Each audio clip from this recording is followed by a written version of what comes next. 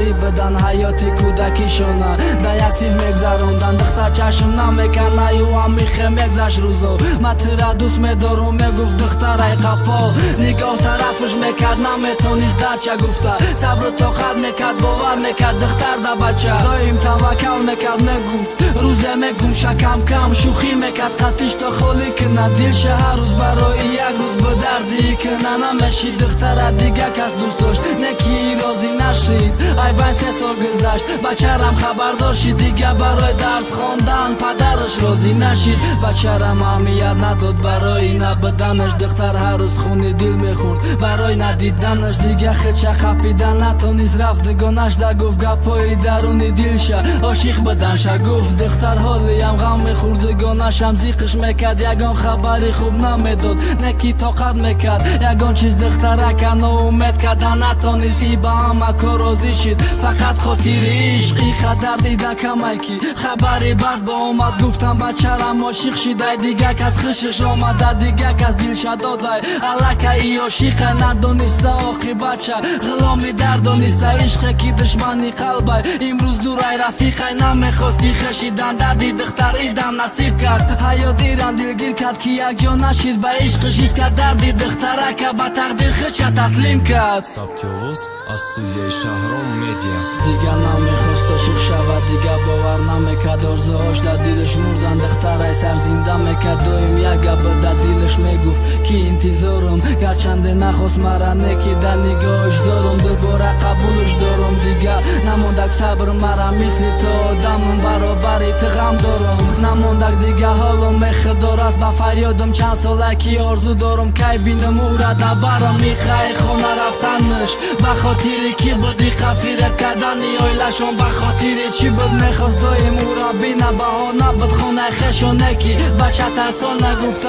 با غم نبینه دیگه در بدش زده بود گپ چپ عشقی اول گفت انتخاب میکنم ای سر بلا یک اجل او مرا دوست میداره بچه خیمه دوست ندارم او فکری مرا میکنم چی خی غمشه نخیرم دلم قبولش کرد بچه گفت دگانه دختر در دختر ای خرسندی زیاد همون روز تا شب گریه کرد یکم گپ زنی تلفن آواز اومد ایشاخ شیده گپاش با دلش میگذشت زبونش کرخ شیده دختر با عشقی خودش باور میکرد بچه نه نمیدانست که عاشق میشنه کی بینه 3 ماه میگذره بین دخترک دیگه نمیتونه درد دل میکنه در بچه پیش ناورده بهانه همه غمی 5 ساله شد دخترک نقل میکنه میگه میدانست میای میبری قدر میدانست میای روزه میرسی تو بداد و میدانست میای تسلیم نشیدت و دردم اهمیتم نمیدادم کسی چی خبر میآورد چند سال روزا ما بخشیدم امروز خدا تره آوردش که شدی میرزاند آواز در درونی تلفن بود گفت من رسیدم در کسی که دلم او را پزمان بود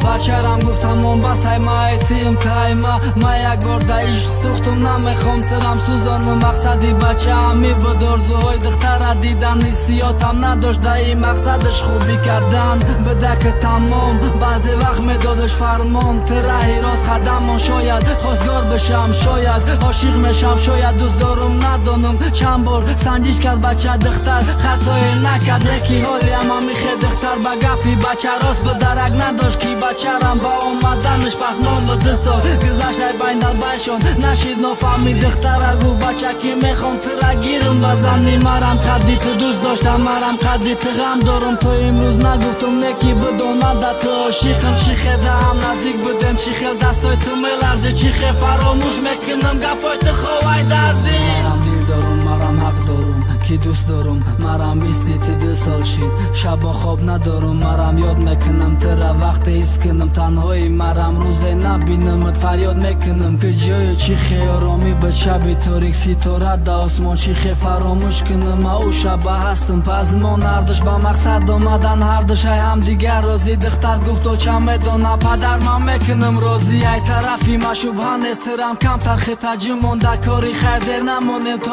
امروز بودم پس ما نکی تقدیری ترشون با ایا کد نمرد شاید جدایی خونده شید فرمان الهی ندانسته عاشق شیدن ای پیشی ای نمیدونم برابر غم خوردن اگر روز نمیدیدن ای بچه وقت مگذره کم میشه و خنده بچه کم میشنود دختر ای بچه گپایی پیشترشه روژه خفا ششتا ندیدم و مشیدک ده حالش سوال میداد چی بزی قینت ارزاندم گبزه آخی نمیدونی یک جا نمیشون مردن آرزوهاش بچه را راضی نشیدم پدر مادر پرهاش ایچی خیلی حیات فریاد به آسمان چی به عشق راست نآوردی به تقدیرم ای خدا یک بار سوختم میداه میمرم عشق چی ای گناهم یکم شرحم ندادی دیم شکردی غلامم چی خیلی میگم طرفش آیلمان نشید راضی او افسان انتظارمان همی ای جوان مردیم چند بار ایرم گفت ویلشان نه او را باید مگیرم ندیدم بدی او را خیانتم نمیبینم روزی سخت به دلای گپی پدرش بایستاد فهماندنش چی باید شوند ایلاج رازگی داد خبرم به دختر رسید گفت دیگه خطقم نده من عشقی تو راضیم گشنده یک جا نسته قهرمانی مای قهرمانی آرزوهام مای تو خفه نمیشم در دنیا و جهان خواستگار دم به دم میامد دختر خونشون میترسیده دیگه میشه ای زمان یا او زمان دختر